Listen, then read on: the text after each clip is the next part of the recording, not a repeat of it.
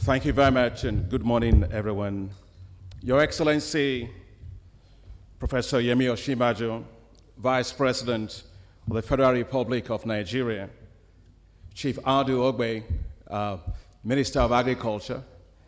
It's nice to see you here. Mr. Abdallah Hamdok, Dr. Hamdok, the Acting Executive Secretary of the United Nations Economic Commission for Africa. Mr. Adeyeye, Director, Regional Bureau of Africa for the United Nations Development Program. And of course, our distinguished Nobel laureate economist, Professor Eric Maskin from Harvard University. You're welcome. Please put your hands together for him. Distinguished guests, distinguished professors, I can see all of you here, colleagues from the bank. I see the ambassadors from France and several others that are here. Soyez le bienvenu. Your Excellency, Mr. Vice President, I would like to express to you my sincere appreciation for your taking the time to be here this morning. I am obviously very aware of the very tight schedule that you operate. And in fact, because he's not supposed to be actually here, he's supposed to be in Kano already in the air. But he told me that because he was going to be talking about tomatoes in Kano, he has to be here and tell you about tomatoes so that by the time he's back, he can offer you dinner with some tomatoes on it. So he's done a fantastic job this morning. Thank you very much. Let me welcome you all to this African Economic Conference being held in Abuja that has just been declared open by His Excellency, Mr. Vice President. Unlocking the potential of agro-industrial development all across of Africa is what this conference is all about. The choice of Nigeria to host this conference is significant, as you have heard very eloquently from His Excellency, Mr. Vice President. It is the most populous African country with enormous potential in agriculture, as he has also described. If well managed and sustained, Nigeria, I have no doubt, has the potential to become a global powerhouse through agro-industrialization. I am also delighted that Nobel Prize economist Professor Eric Maskin of Harvard University is here with us. He arrived just yesterday for this event, and immediately after this event, Nobel Prize winners are not easy to get. He'll be traveling straight away to Russia to give another talk. I look forward to hearing your thoughts as well on Africa's agricultural industrialization. Agriculture, which contributes over 28% of the GDP of Africa, holds the key for accelerated growth and diversification and job creation for African economies. No region of the world has moved to industrial economy status without passing through the transformation of the agricultural sector. The reason is simple. Agriculture provides the basic raw materials needed for industrial development. Food accounts for the highest share of consumers' price index, and providing cheap food is crucial for taming inflation. When inflation is low, interest rates decline, and it brings greater private sector investments. A more productive, efficient, and competitive agricultural sector is critical for boosting rural economies where a majority of the population live in Africa. Therefore, a more prosperous rural economy will drive jobs and accelerate rural savings, critical for inclusive growth. In short, the future of Africa depends on agriculture.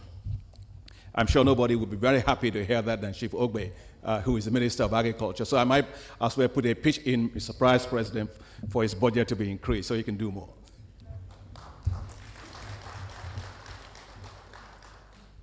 However, the performance of the sector in Africa has been low. Cereal yields and use of modern farm inputs, including improved seeds, mechanization, and irrigation, fall way below global average. The sector is still dominated by a large number of subsistence farmers. It suffers from low levels of public investment, including access to finance for farmers and agribusinesses. To be clear, agriculture has largely been seen as a development sector for managing poverty, not for creating wealth. Yet Africa sits on a huge potential in agriculture.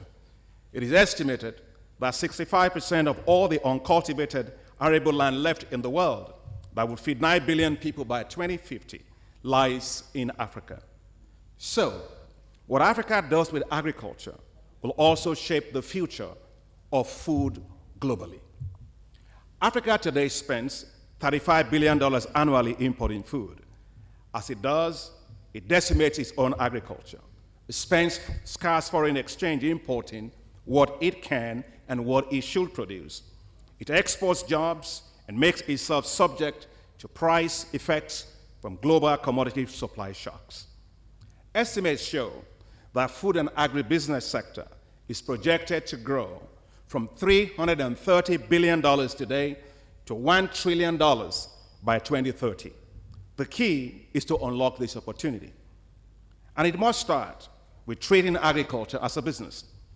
It must start with taking a full value chain approach to modernize agriculture from the farm to the table. And it must start with supporting agro-industrial development. The time is therefore short, but not now. Korea's per capita GDP is now 17 times that of sub-Saharan Africa, while its total GDP is $1.3 trillion compared to $1.6 trillion for sub-Saharan Africa. Korea today is the 11th largest economy in the world. Think about it. And is a generous donor of development finance. It is such an extraordinary success story. But it wasn't a miracle. It came from many factors that came together: strong political commitment and determination, solid long-term planning and execution, structural transformation policies, and robust investments in human capital. There was a clear plan: drive import substitution by raising agricultural productivity through industrialization to achieve food self-sufficiency. More generally, the successful Asian experience offers us today important lessons for agro-industrialization. Today, Asia's agricultural output is led by large private agribusiness enterprises engaged in industrial agriculture, and you heard from the Excellency Mr. Vice President about Nigeria's effort to drive in that direction. Agricultural output per worker has risen in Asia by an average of 2.2% per year from 1980 to 2010, compared to only 0.6% in sub-Saharan Africa. There is no denying the fact that without the Green Revolution, Asia could not have become the industrial and economic giant that it is today. This is the formula. Agriculture, allied with industry, manufacturing, and processing capability, equals strong and sustainable economic development and wealth creation throughout the economy. Africa must not miss opportunities for such linkages whenever they knock at the doors. Let's take the case of the current decline in commodity prices. This is not the first time that such events will occur. But whenever they do occur, African countries always sing the same song: we need to diversify. Well, diversification is not a goal.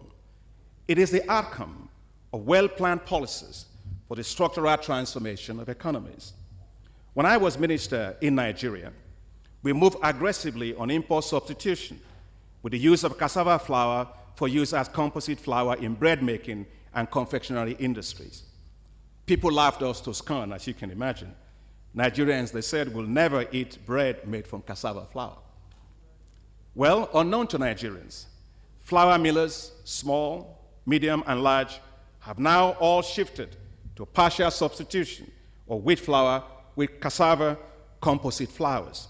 So don't look for cassava bread. All your bread is now cassava composite flour based. The industry has shifted. The story is not just in Nigeria. As we speak, several countries have taken the homegrown policy right from here in Nigeria to help reduce their wheat imports, including Liberia, Togo, and Democratic Republic of Congo. In DRC, young graduate entrepreneurs from the International Institute of Tropical Agriculture have taken the business of cassava flour for bread and confectioneries. If you wish, you may laugh, but let me assure you, these young entrepreneurs are laughing their ways to the bank as we speak. On Friday last week, I had the pleasure of receiving a large delegation of these young agricultural entrepreneurs from IITA. A young graduate called Noel from Bukavu in DRC, Congo, together with his colleagues, have moved into agribusiness. In just a little over a year, they manufacture cassava flour, well packaged and standardized for bakers. Today, Noel and his team generate $4,000 per week. $4,000 per week, or $16,000 a month, or $196,000 a year. That means they are making 78 million naira annually if converted into naira at the official interbank market rate. They are already multi-millionaires. He that has ears, let him hear. The key for Africa's prosperity is value addition in agriculture, in turning our own local products into money, in looking inwards. Africa must feed itself. The technologies to feed Africa exist already. High-yielding, drought-tolerant maize can allow farmers to get a good crop in drought situations, and you know we are in a period of climate change. Cassava varieties can now get farmers up to 80 tons per hectare. High-yielding rice varieties that meet and beat international standards of imported rice now exist. And I want to particularly thank the Honorable Minister of Agriculture for the great work that's been done by him and the Central Bank of Nigeria on the Anchor program on rice production in northern Nigeria using those varieties. Please put your hands together for them. They're doing a great job. Orange flesh sweet potatoes that can allow us to address the problem of vitamin A deficiency now exist. Tropical and drought-tolerant wheat varieties are unleashing a wheat revolution in northern Nigeria, Kenya, and Sudan. What is needed is taking these technologies to scale, allow them to use all of these new technologies. We pursued this in Nigeria, and it worked very well. Using the power of mobile phones, Nigeria developed and used electronic wallet systems to deliver farm input support to farmers through electronic vouchers on their mobile phones. Nigeria became the first country globally to do so, and the impact was massive. Over 4 years, over 14.5 million farmers were reached. Impact on food production was massive, with food production expanding by over 21 million tons over the period. I'm particularly excited that the system reached 2.5 million women farmers. To be clear, the system was a bottom-up fiscal stimulus that touched multiple parts of the economy: seed companies, fertilizer companies, agro dealers, banks, transport and logistic companies, and mobile phone companies. We need these kinds of bottom-up fiscal policy support for farmers in Africa everywhere. Today, several African countries are adopting this approach, even as far-flung as in Afghanistan. I am very pleased that Nigeria will be continuing this program, and just before I entered this particular hall, I was in discussion with the Minister of Agriculture, who told me of the success they are having in the north, and in fact how much of the food is now leaving Nigeria because they are continuing to support farmers. It is very critical that we ensure more rapid and inclusive bottom-up growth while promoting private sector and bank financing into the agriculture sector. To take new agricultural technologies to scale, the African Development Bank will soon be launching an $800 million initiative called Technologies for African Agricultural Transformation, otherwise called TAAT, with the goal of reaching over 40 million farmers over 10 years. We must equally reduce the food system losses all along the value chain, from the farm, storage, transport, processing, and marketing. Professor Oshibajo, I know that you are a lawyer. I didn't realize that you have become such an expert in agriculture the way you explained the value chain for tomato just this morning.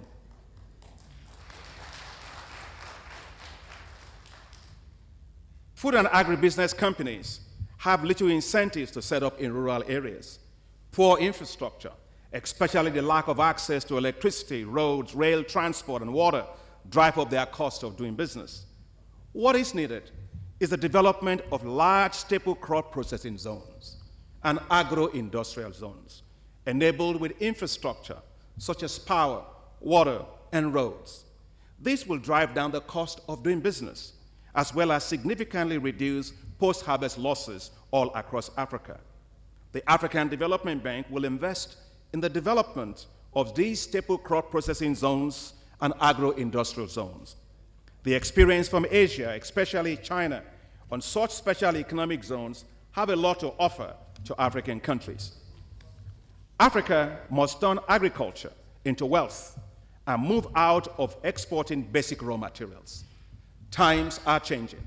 So are the opportunities. For example, where global firms source their apparels is changing rapidly today, due in part to rising industrial wages in China, security and political uncertainties in leading suppliers such as Turkey and Bangladesh. This presents a unique opportunity for Africa to take its place in the global textile and apparel value chains. Because of cotton production in Africa, it is possible to go from cotton to textile and to garments in one single place, an advantage Asian countries do not have. These present excellent opportunities for vertical integration.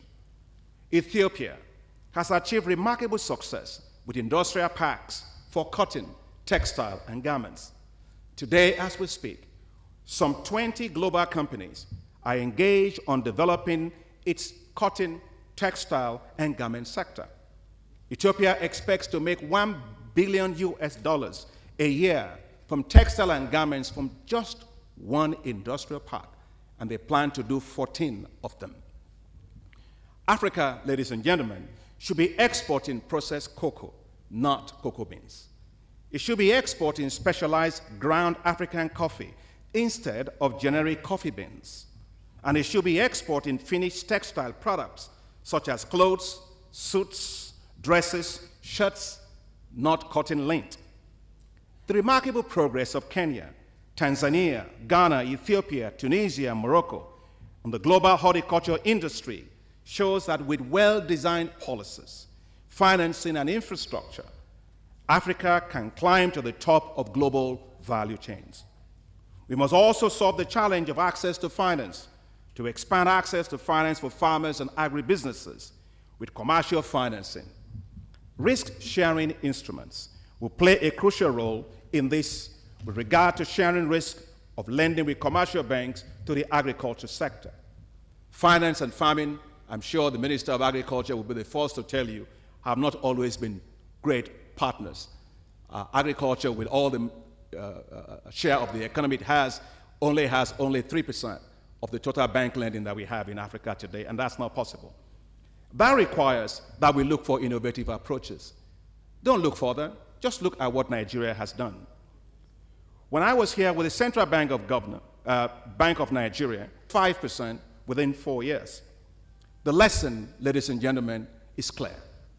Development finance institutions and multilateral development banks like ourselves should be setting up national risk-sharing facilities in every country to leverage agricultural finance into this sector.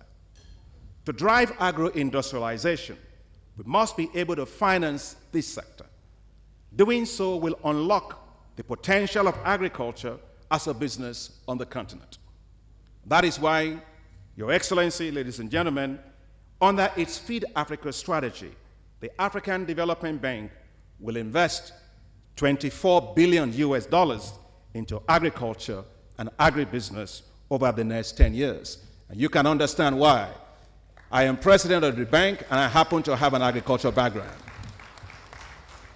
Our goal is simple: support massive agro-industrial development all across Africa.